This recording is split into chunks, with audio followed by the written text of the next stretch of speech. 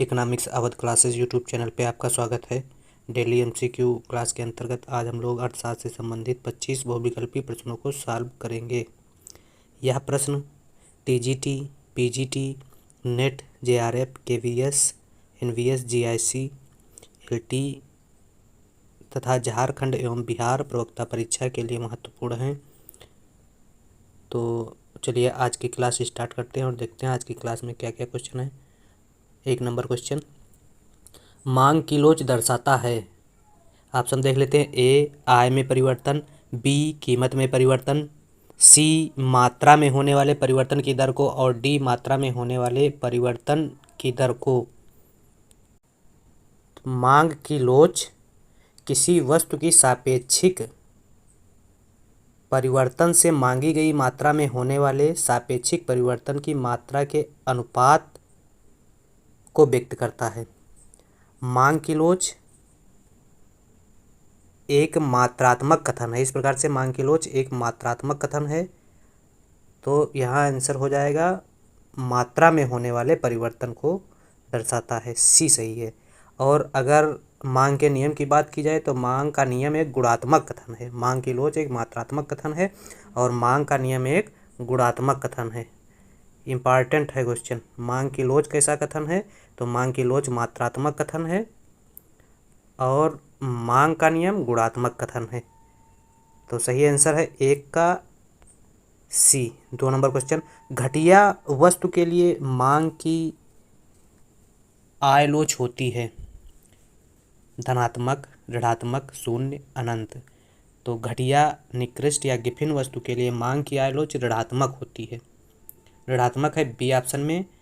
बाकी सामान्य वस्तु के लिए मांग की आय लोच धनात्मक होती है और विलासिता की वस्तुओं के लिए मांग की लोच इकाई से कम होती है। ये भी इम्पॉर्टेंट क्वेश्चन है कि सामान्य वस्तु के लिए मांग की आय लोच धनात्मक, घटिया वस्तु के लिए ऋणात्मक और विलासिता की वस्तु के लिए मांग की आय लोच इकाई से कम होती है। तो 2 का सही आंसर बी है।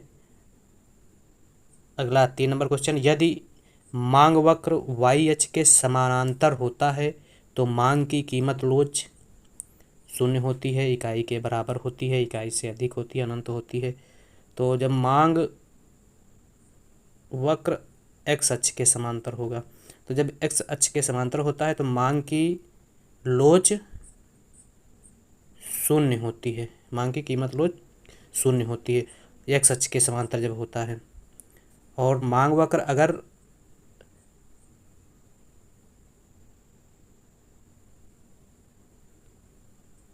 मांग वक्र जब वाई अक्ष के समांतर होगा तो मांग की लोच क्या होगी? शून्य होगी, ए ऑप्शन सही है।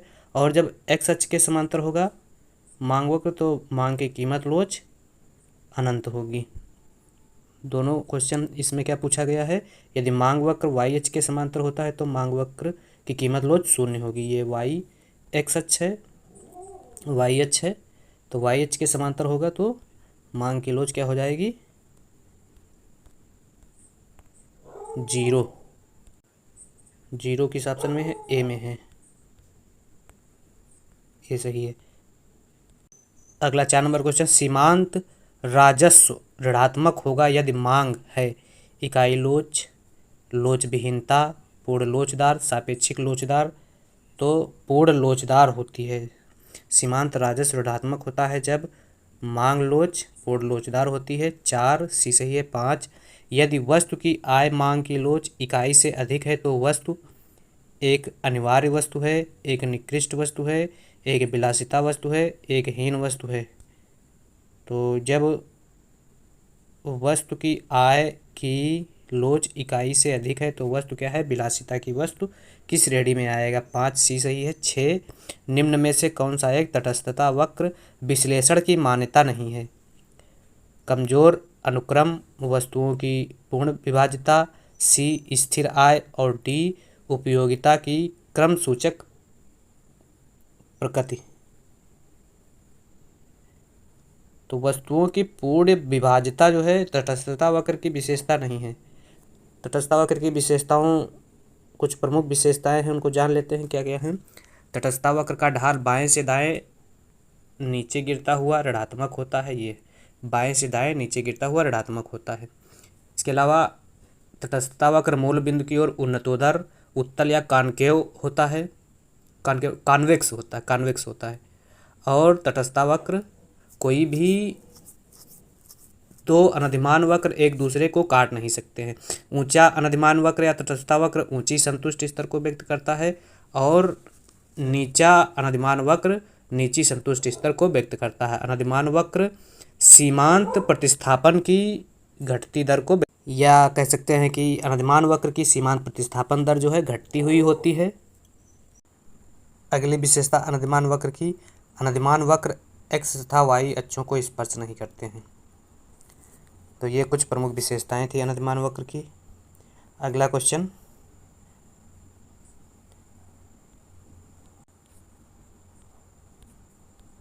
सात नंबर क्वेश्चन, तटस्थता वक्र इंगित करता है वस्तुओं के बीच चुनाव का अभाव, किसी भी वस्तु की आवश्यकता नहीं, वस्तुएं स्वीकारने में रुचि का अभाव, एक संयोग के मुकाबले दूसरे। तो तटस्थता वक्र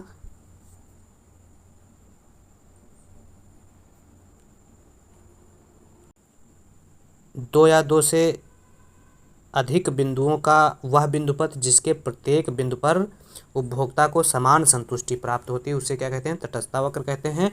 और तटस्थता वक्र वस्तुओं के बीच चुनाव के अभाव को इंगित करता है।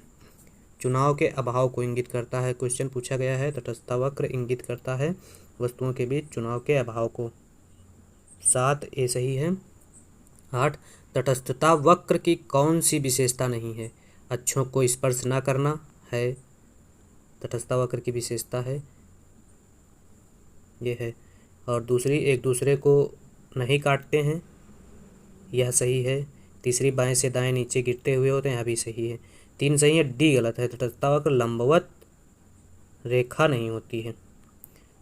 8 का डी सही है। 9 पूर्णतः पूरक वस्तु की स्थिति में तटस्थता वक्र का आकार होता है।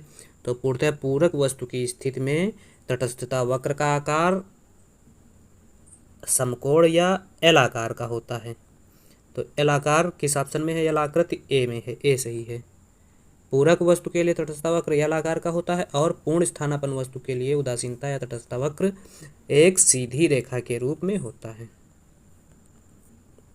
अगला क्वेश्चन 10 नंबर, एक वस्तु की कीमत में कमी या गिरावट होने पर उपभोक्ता की वास्तविक आय घटती है, बढ़ती है, परिवर्तित रहती कोई नहीं, तो उपभोक्ता की वास्तविक आय बढ़ती है।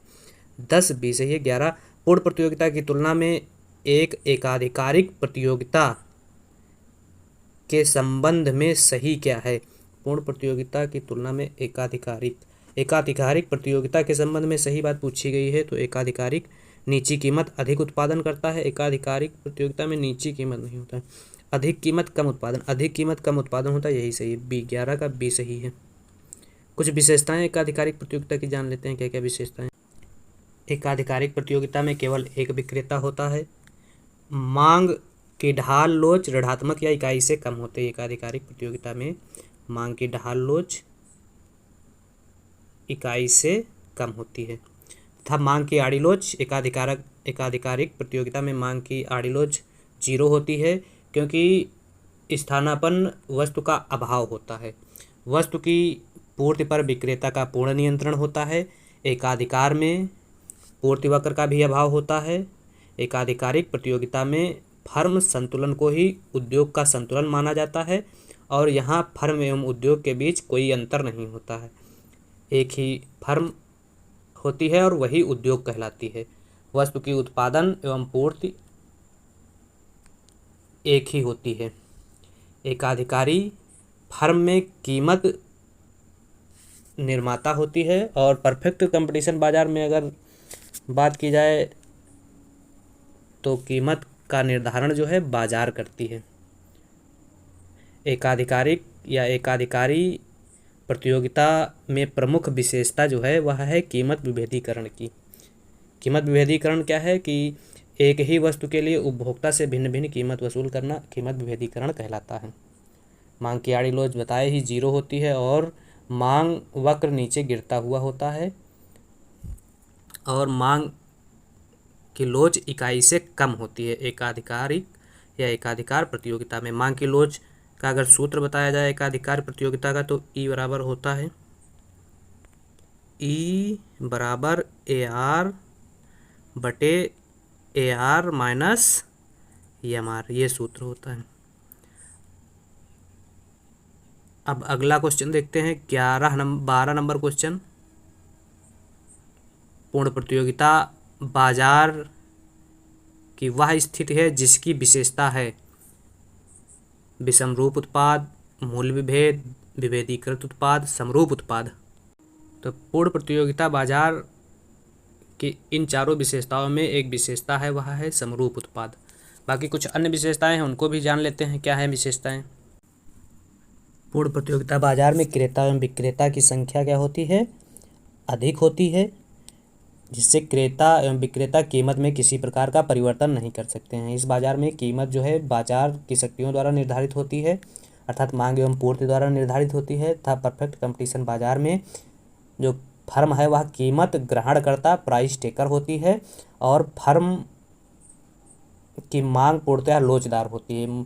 मांग पूर्णतः लोचदार होने का कारण क्रेता एवं विक्रेता की संख्या अधिक होना है तथा सभी क्रेता विक्रेता कीमत ग्रहण करता होती है और पूर्ण प्रतियोगिता बाजार में वस्तुएं पूर्ण स्थानापन्न सहजातीय समरूप होती हैं। यही पूछा गया था, ये पूछा गया था कि पूर्ण प्रतियोगिता बाजार की वह स्थिति है जिसकी विशेषता है, तो समरूप विशेषता है पूर्ण प्रतियोगिता बाजार की स्थिति में। M R S X Y 1 के बराबर होती है। परफेक्ट कंपटीशन में वस्तु के प्रतिस्थापन की सीमांत दर इकाई के समान होती है। M R S X Y, ये भी पूछा जा सकता है क्वेश्चन कि पूर्ण प्रतियोगिता बाजार में प्रतिस्थापन की दर इकाई के समान होती है, कम होती है, ज़्यादा होती है, ये भी पूछा जा सकता है। इस प्रकार से बनना के क्वेश्चन।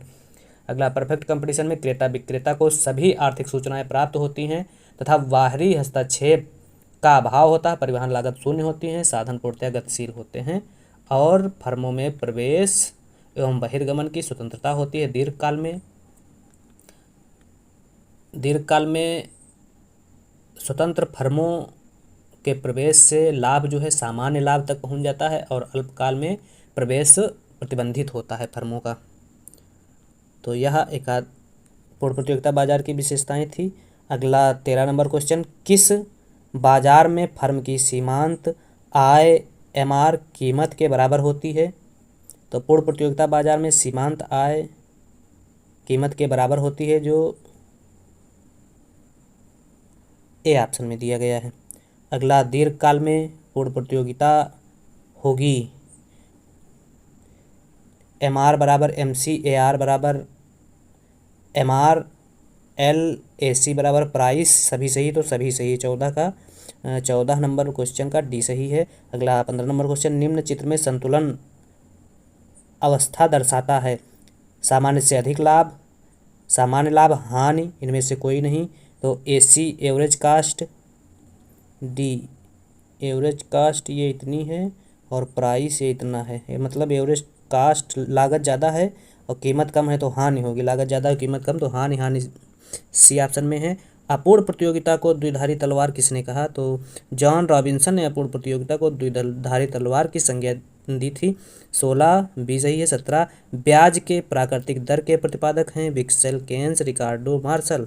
तो ब्याज के प्राकृतिक दर के प्रतिपादक विक्सल हैं।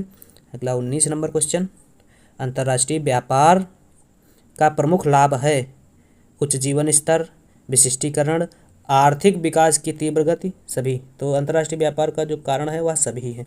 18 डी सही है। इसके अलावा अंतर्राष्ट्रीय व्यापार के और कौन कौन से लाभ हैं? साधनों का पूर्ण उपयोग, उत्पादन कुशलता में वृद्धि, संकट काल में सहायता, रोजगार तथा आय में वृद्धि, एकाधिकारी पर रोक या उपभोक्ता को लाभ तथा जिससे उपभोक्ता का जीवन स्तर उच्च होता है, मूल्यों में समानता और आर्थिक विकास, ये इतने लाभ हैं अंतर्राष्ट्रीय व्यापार के। विशिष्टीकरण तो है ही है। अगला, व्यापार चक्र एक विशुद्ध मौद्रिक घटना है, कथन किसका है? तो यह कथन हार्ट्रे का है और हार्ट्रे ऑप्शन में दिया नहीं है तो डी ऑप्शन सही हो जाएगा।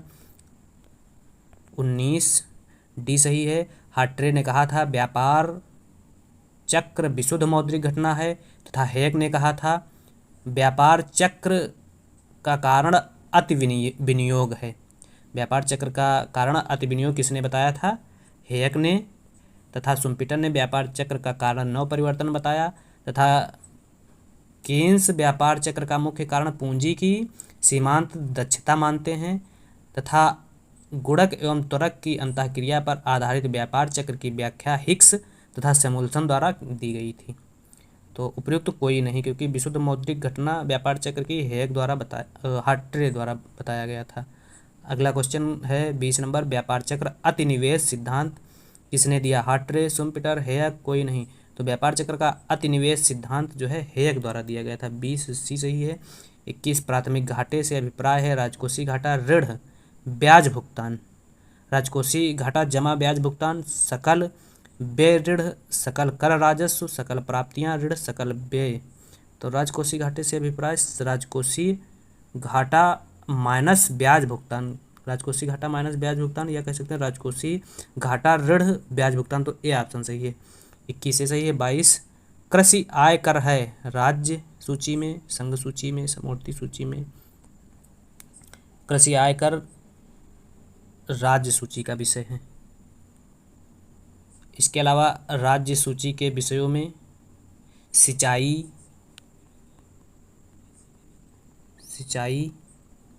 सड़क, वन,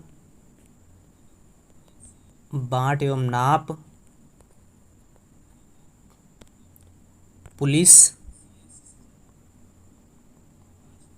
लोक व्यवस्था, भूमि सुधार, रेलवे पुलिस, पंचायती राज एवं कारावास शामिल हैं। तथा अगर संघ सूची के विषय की बात की जाए तो संघ सूची के विषय में रेडियो, टेलीविजन, डाकघर, बचत बैंक, शेयर बाजार, बैंकिंग, बीमा, रक्षा, रेलवे, जनगणना और निगम कर को शामिल किया गया, सीमा कर को भी शामिल किया गया। तो कृषि आय कर है राज्य सूची में।